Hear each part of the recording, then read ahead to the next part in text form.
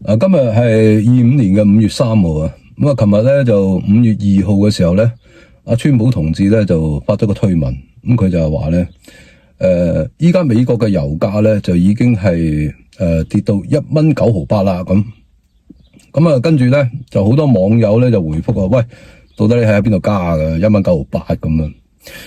咁啊，琴日咧我出開去，咁我就喺我哋 New Hampshire 呢邊啦，就好多個加油站咧，我就停車嘅時候咧，我都拍一拍佢嘅價錢。咁啊，基本上咧就冇1.958呢隻過低場啊。咁 New Hampshire 一直以嚟咧喺美國嘅油價嚟講，都係屬於係偏低嘅。咁 New Hampshire 係冇1.958呢個價錢。咁我今日去咗波士頓咧，喺波士頓嘅市中心咧，就拍咗個油價咧係4個幾銀錢，4.8毫幾好似。咁呢個咧就即係證明特朗普咧講嘅1.958咧就有啲吹水成分啊。咁但係咧油價的而且確喺1月份到而家咧的而且確係有輕微嘅下降嘅。因為喺1月份嘅時候，我哋呢邊嘅油價大概係3蚊左右。即係2蚊9毫幾到3蚊，咁而家大概係2蚊7毫幾到2個8之間呢一個區間嘅啫，所以油價係的而且確係下跌咗少少。咁啊，佢再講到咧就係雞蛋大幅下跌68%，咁有好多網友咧亦都話邊有跌咁多68%？咁其實咧我自己睇咧係應該係有嘅嚇，因為我哋呢一邊最高價錢嘅時候咧係7蚊到8蚊8個幾一打嘅。咁早幾日咧，我同個女去買雞蛋啊，咁我亦都拍咗個雞蛋嘅3個超市嘅視頻啊，最低咧就係 Market Basket 嘅3蚊4毫9。咁啊，我同個女，因為佢限購嘅，一人只能夠係2打咁樣，我同個女一人買咗2擔，我買咗4擔，3蚊4毫9。咁其實下跌嘅幅度，你話68%，我覺得都應該係合理嘅。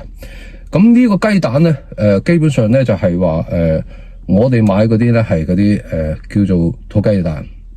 喺美國呢邊咧係嗰啲白雞蛋會比較值錢啲嘅，因為大隻啲啊。咁嗰啲土雞蛋咧，基本上咧亦都係應該係特朗普政府佢哋去其他國家進口翻嚟，因為我哋買嗰個雞蛋係越南嘅，所以係進口翻嚟嘅雞蛋會比較平啲，係3個半。咁再講到一個問題咧，就係就業問題。咁就業問題咧，咁4月份嘅就業嘅數據公布咧，就係個失業率係4.2%，咁亦都係嗰個失業率係不斷喺度下降緊嘅。咁包括佢嗰個就業數據裏邊咧，亦都係有一定嘅上升嘅。咁即係話喺個整個就業情況嚟講，喺關稅戰開始，因為關稅戰到而家都冇幾耐嘅時間啊嘛，所以暫時應該嚟講咧，就唔會話有太大嘅影響。呢個就業咧，依家嘅情況係比較好，可能會因為係佢大批清理咗啲非法移民啦，係嘛？就業嘅崗位會更加多咗咁樣，可能會係咁嘅問題啊。咁另外咧就仲有一個問題咧，就係除咗就業，仲有一個咧就係整體嘅消費水平啊，係比較保持比較穩定嘅一種狀態，即係暫時係未出現過大幅波動。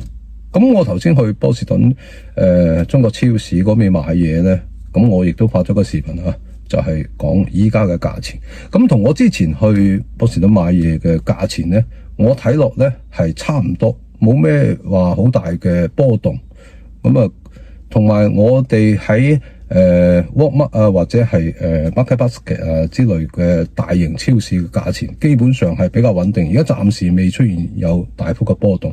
咁點解話川普同志佢會發呢個推文咧？佢最主要係針對係鮑威爾嘅，佢叫鮑威爾，喂嗱，而家咁多樣嘢都好掂喎，咁你仲唔降息咁樣？咁呢一樣嘢咧，因為點解關稅戰嘅時間並唔係好耐啊？所以而家可能仲未體現到出嚟，所以鮑威爾嘅操作係相對嚟講，佢係會比較保守啲，比較即係穩妥啲。所以點講咧？暫時嚟講，我相信鮑威爾可能佢都唔會話去降息，因為呢個關稅戰實質嘅影響，因為我哋而家嘅物價冇咩點波動，可能會存在一個存貨嘅問題啊。咁遲啲唔知會點樣，所以真正美國嘅經濟會唔會出現比較大嘅通脹咧？呢個真係好難講。咁啊，具體要睇下遲啲會係點樣，係咁。